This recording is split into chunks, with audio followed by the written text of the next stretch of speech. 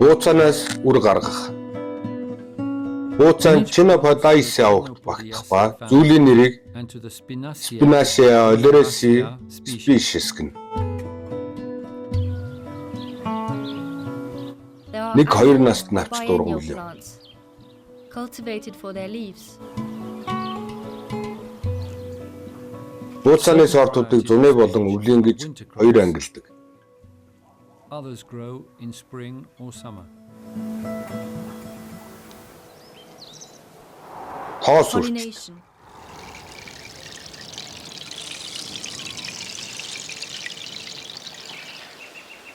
Spinach. Бууцаан саланг бэлэг дургамал бөгөөд тоос үүсгдэг эр цэцэг эр ургамал дээр байрлах бол үр үүсгдэг эм цэцэг эм ургамал дээр байрлана. Эм цэцэг ургамлын мөчр навч хоёрын суг залгаан дээр байрлана. Харин эр цэцэг ургамлын оройн хэсэгт байрлаж эм цэцгээс төрүүлж цэцэглэнэ. Бууцаа аллагами ургамал бөгөөд энэ нь хоёр өөр ургамал хооронд тоос хүртэлт явагддаг гэсэн үг юм. Салхиар тоос хүртэлт явагдана. Урт өдрийн ургамал тооцогдох ба энэ нь өдөрт дор хаяж 10-аас 14 цаг нар үзэж байж цэцэглэлт цэцгийн хөгжил өргөн явагддаг гэсэн үг. Цэцэглэлт 2-оос 3-7 хоног үргэлжилнэ. Хэрв хоёр өөр сортын бууцаанаас үр авах гэж байгаа бол хамгийн багадаа 1 км зайтай талбайд тариална. Хэрв тариалтын хоёр талбай хоорондын зайг 500 м болгож ойртуулах бол дунд нь мод тариалж салхины хаалт хийж өгөх хэрэгтэй. Хоёр өөр сортыг нэг талбайд тариалан үр авах гэж байгаа бол дараах аргуудыг ашиглана. Өөрөөр хэлбэл олон төрлийн сортыг нэг талбайд зэрэг тариалж болно. Ингэснээр эдгээрийн цэцэглэлт багцахгүй. Гэхдээ нэг сортын цэцэглэж үл боловсрох хугацааг гүйцэд тооцоолж байж хоёр дахь сортын суулгах хугацааг гаргадаг. Түүнчлэн ургамлыг тусгаарлах энгийн аргыг ашиглаж болно. Сорт тус бүрийг шумуулын тороор хочиж ээлжлж нээж тусгаарлалт явуулна. Энэ бол сортыг тусгаарлах онгодог арга Consult the mechanical isolation chapter in the Seed Production ABC.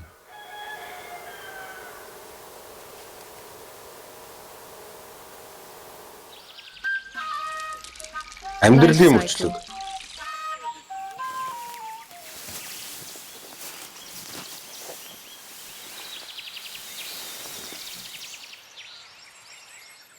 Үр авахар бууцаа ургуулж байгаа тохиолдолд сортоос хамааран өөр өөр арга техникийг ашиглана. Хаврын сортуудыг улирлын эхэнд эрт суулгана. Тэгснээр зун цэцэглэж тухайн жилдээ үрээ өгдөг. Хаврын сортыг өвөл тарьж болохгүй бөгөөд учир нь хүүтнийг тэсвэрлэж чаддаггүй. Өвлийн сортууд 2 наст ургамалдвал намар тариал. Намар тариалснаар 1 насыг авч ирэх хаврын цэцэглэн зуны эхэнд үрээ өгдөг.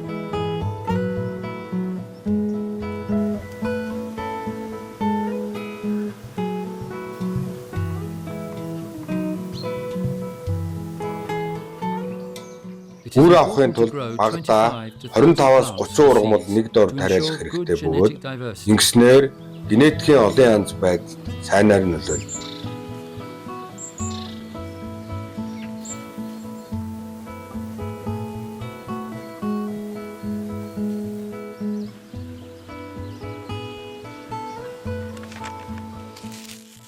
Тухайн сортын онцлог шинж чанаруудыг хадгалсан эрүүл зөв бүтцтэй ургамлыг талбайд сонгон үлдээнэ.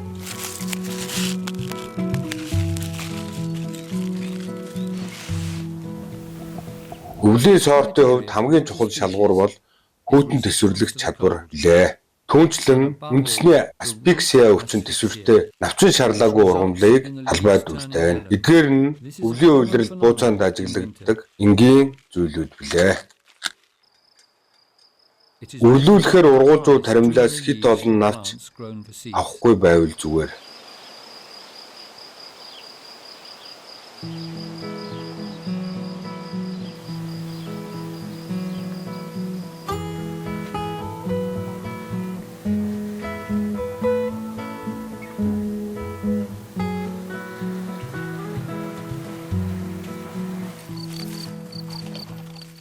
Цэцэглэж буй бууцааны ишний өндөр зарим тохиолдолд 80 см-с өндөр ургагч тэдгээрийг сойх, тулгуурт бэхлэх шаардлагагүй.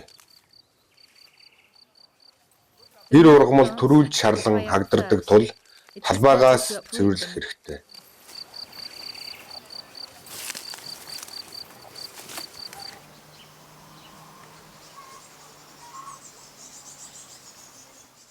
Эм цэцгийг цайвар шаргал өнгөөр нь таниж болно.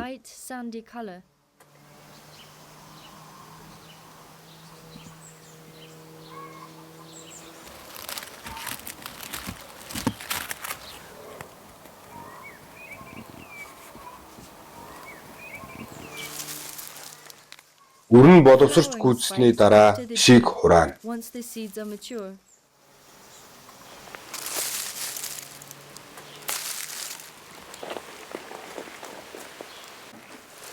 Хураасан ишээ хатааж эхлэх бөгөөд нарны шууд тусгалгүй агааржуулт сайтай хуурай өрөө хамгийн сайн тогтдог.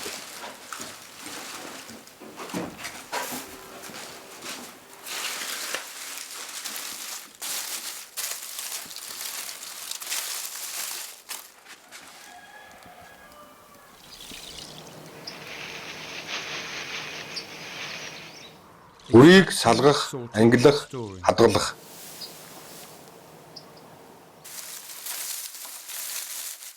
Гарын алга хооронд ишийг үрснээр үр салдаг. Дузаан алгатай бэйли өмсвөл зүгээр. Эсвэл тусгай твшинт хийсэн ишин дээр гიშгэлэх юм уу модон цаваагаар үдэж үрийг салгана.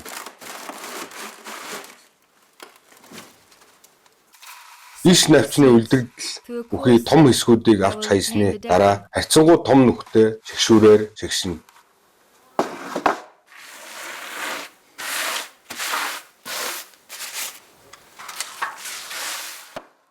Тиймээс нарийн шигшүүр ашиглан тоос шороо нунтаг хэсгийг салгана.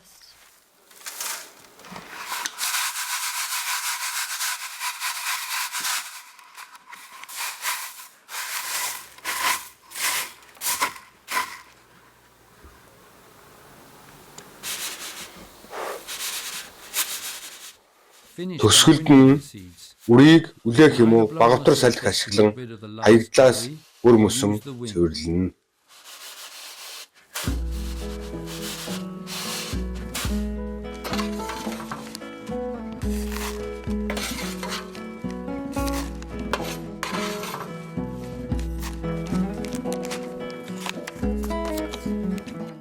Үрийг савлахдаа сорт төрөл зүйлийн нэр, он сарыг бичиж, ууд савнд хамт хийн. Тэмдэглэгээ гадна талд хийвэл үрэгдэж алга болох эрсдэлтэй.